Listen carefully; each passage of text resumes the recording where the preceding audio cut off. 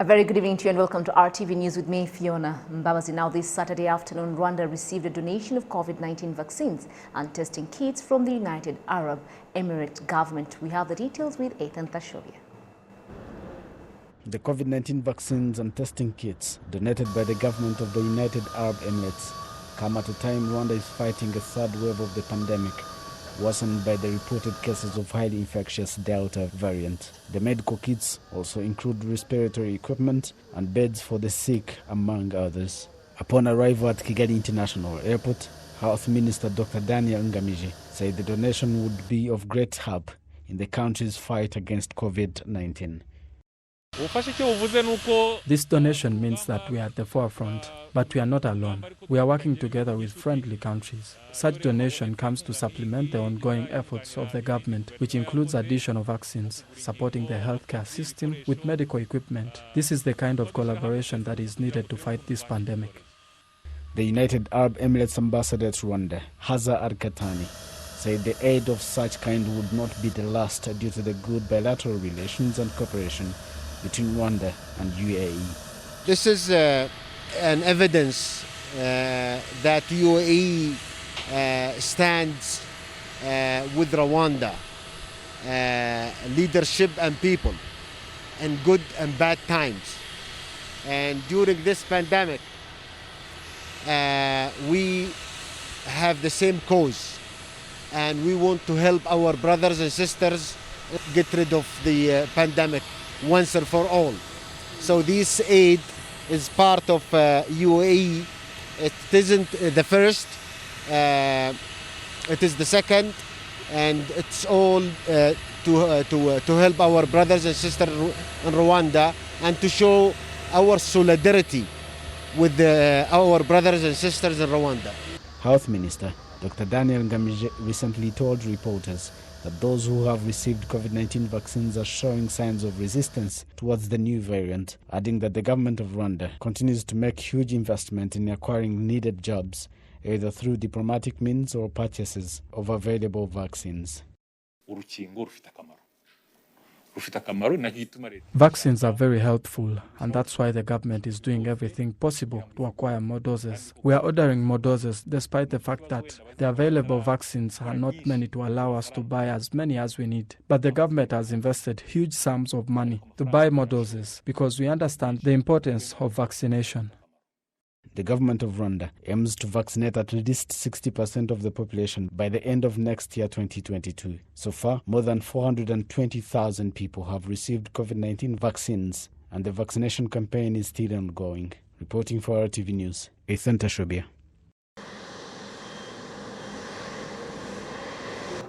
Now, there are some residents who are concerned about their peers who continue to violate COVID-19 prevention guidelines, as it could put lives of many at risk. They say this with just 2 more days to go before the 10-day lockdown comes to an end. It is the 8th day of the 10-day lockdown in Kigali and 8 other districts across the country. Authorities, including security agencies and volunteers, are continuing to monitor compliance with safety regulations. There's a general belief that the country is at a critical time in regards to the fight against the surging number of COVID-19 pandemic. In Kabeza, there is a young man I know who is sick, and another one in Rubavu. I think there are few families without COVID-19 patients in this country. People should stay home and be cautious because the new variant is even killing young people. We see reports of more than 900 new infections a day and 800 recoveries, but still the infection rate is higher than the recovery rate. Although the level of compliance with COVID-19 prevention guidelines is generally high across the country, including hand washing, physical distancing and imposing lockdowns in COVID-19 hotspots, some areas of Kigali City have not complied with this, and people find it unreasonable to make unnecessary movements in the neighborhood, seeming unbothered by the reason for the ongoing lockdown. Some residents say such behavior put the lives of the community at risk. Spreading,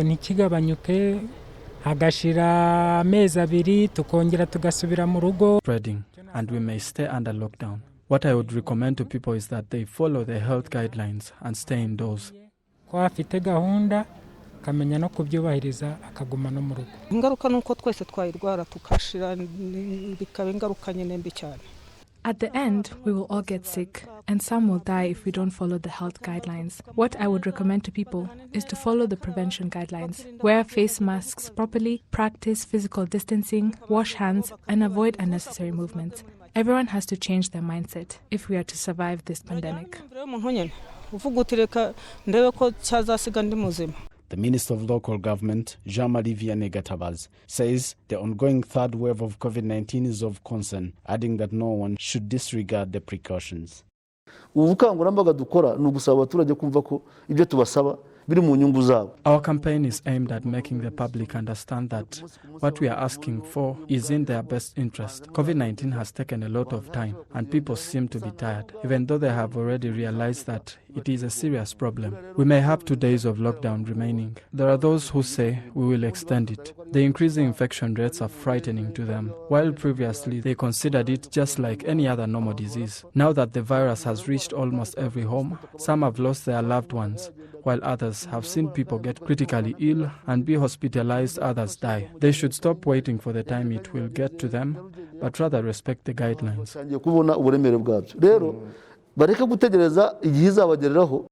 Dr. Saben Sanzimana, the Director General of Rwanda Biomedical Center, explains that the new COVID-19 mutation, known as Delta, is behind the increasing infections and deaths in the country.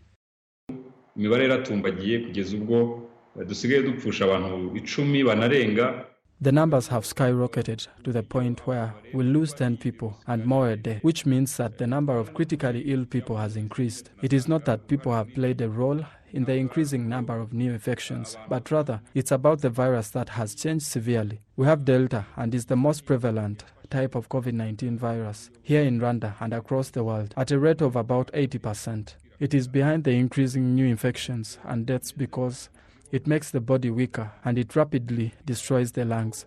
Gutuma umubiri ucika intege cyane ndetse inangiza ibihaha mu buryo bwihuse.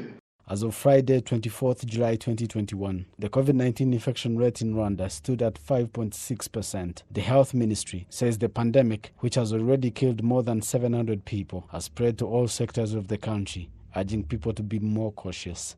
Reporting for RwandaTV News, Ethan Tashobia.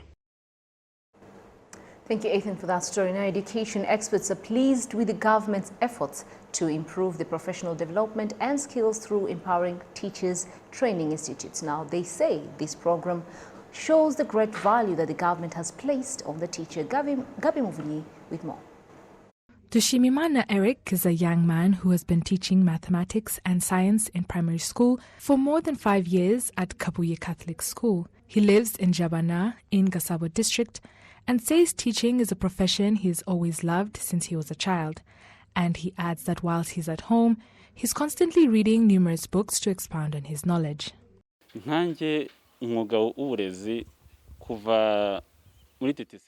As an educator, I've always loved this profession. Looking back, there were courses we studied like methodologies, and it made me feel like this is the profession I want to pursue. When I teach, I use all these techniques that I was taught.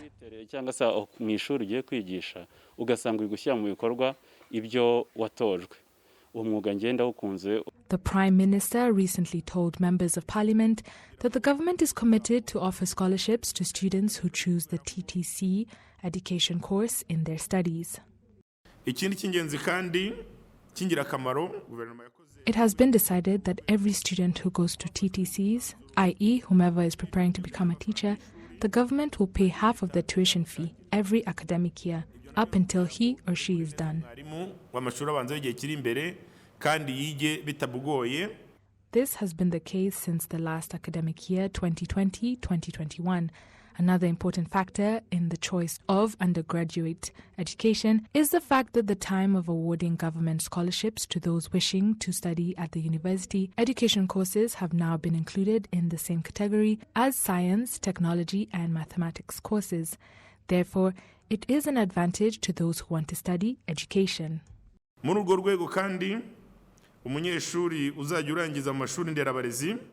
A student who will graduate from an educational institution and has taught in primary school for at least 3 years will be awarded a scholarship to complete a bachelor's in education For a student who has graduated from university with a degree in education and has taught secondary school for at least 5 years will be eligible for scholarship to continue with their master's degree in education. Icyiciro gikurikiyeho cya masters kandi nayo ayo mafaranga ntazayishyure igihe cyose azarangiza masters agasubira mu burezi. Education practitioners appreciate the program as this will motivate the younger generation to pursue education.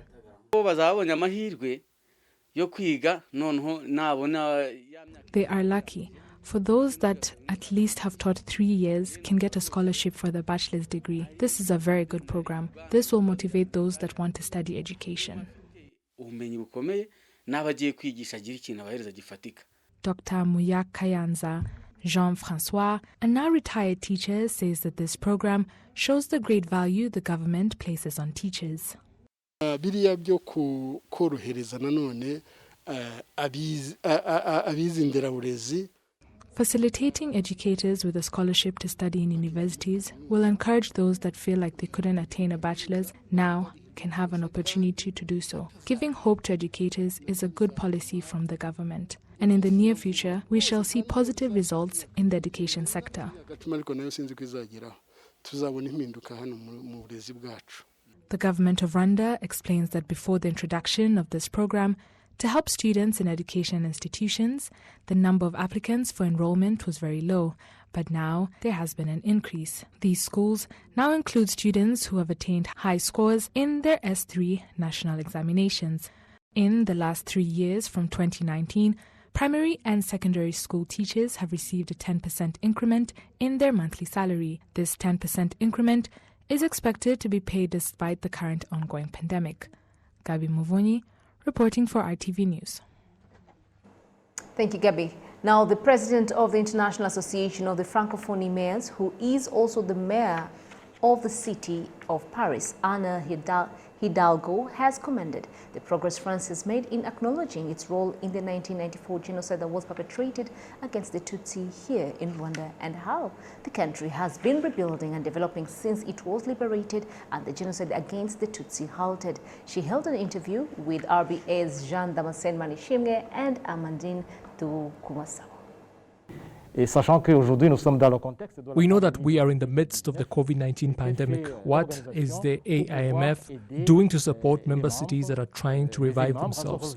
Nous avons organisé d'abord beaucoup de rencontres, bien sûr. We have of course organized many meetings with the mayors of many French-speaking cities to assess the situation and agreed that all restrictions to vaccines should be lifted so that countries can make their own domestically and vaccinate their populations. Pour pouvoir vacciner la population. Madame la maire, Madame Maire, on the matter of Rwanda that has been able to recover and make progress in the 27 years after the genocide against the Tutsi was halted, but is still countering those who deny the genocide. What is the AIMF doing to support Rwanda in that fight? D'abord, vous savez, en venant ici, c'est la deuxième fois que je viens à Kigali avec l'AMF d'ailleurs. First, let me say that it is the second time I'm coming to Rwanda in the capacity of the AIMF. 2 years ago, we held a small bureau meeting, and though we were few, we discussed the genocide and how rebuilding is possible, basing on the examples of the determinations of Rwandans shortly after the genocide was halted. Those discussions are what made us decide to return here as the AIMF. On the issue of remembering the true and accurate history of what really happened and on the matters of justice, it is obvious that the AIMF does not have any special abilities over the matter, but the fact that we are gathered here as Francophone mayors, and also that we all agree with the accurate portrayal of the genocide that was perpetrated against the Tutsi and the role of the international community, talking about that history and showing what really happened, I believe will be a way of moving forward and is the responsibility and role of the AIMF. Et de pouvoir évidemment avancer, je crois que c'est un des rôles de l'AIMF. Plus particulièrement pour vous, Madame. In particular for you, Madame Maire. In Paris, you recently started to hold commemoration activities. How is that fight going that you are involved in? D'abord, je pense que les choses évoluent et qu'elles ont évolué sous l'effet, bien sûr, des associations comme Ibuka. First, I believe things are changing through associations like Ibuka in France, and we came with Ibuka France president in this meeting. He played an important role in the acknowledgement of the truth of what happened. Another important step made, I can mention, was the establishment of the Shoah Memorial, which helped me as the mayor of Paris to begin commemoration activities. And during such activities, the testimonies of the genocide survivors was given a lot of emphasis. Then there is what was done by President Macron when he allowed researchers and historians to access the government archives. That was followed by the Duclos report. That was another important step when it comes to the truth of what really happened and rebuilding process, which is what we are also doing by acknowledging the truth, the gravity of that history and its evil, which is helping to open up opportunities for true cooperation that can be our signature. The Francophonie community should help us in that endeavor. Et le rapport du clerc qui est un pas, je crois, travailler à cette fraternité qui doit nous unir. Et la francophonie a un rôle à jouer en ce domaine. Staying on that struggle, are the new relations between Rwanda and France helping you?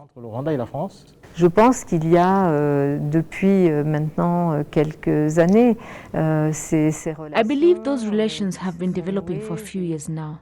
I worked with the Rwandan ambassador in Paris and then met with the officials the way I did here, and I believe there is willingness on both sides to move forward without denying what happened. I also believe that France's society wants to make progress by accepting the history of what happened. La reconnaissance d'une histoire et de se projeter, bien sûr. Vous venez de mentionner qu'il y a 2 ans, vous étiez... You told us that you also came here 2 years ago. What can you say about Kigali's appearance? Quel est votre point de vue? D'abord, c'est une ville qui est très belle, qui est très très verte, qui est très propre aussi. It is a very beautiful and clean city and one that is rapidly developing. Kigali is also a city that promotes environmental protection a lot and one that I admire when it comes to the development, which is why I reiterate that it is a very beautiful city.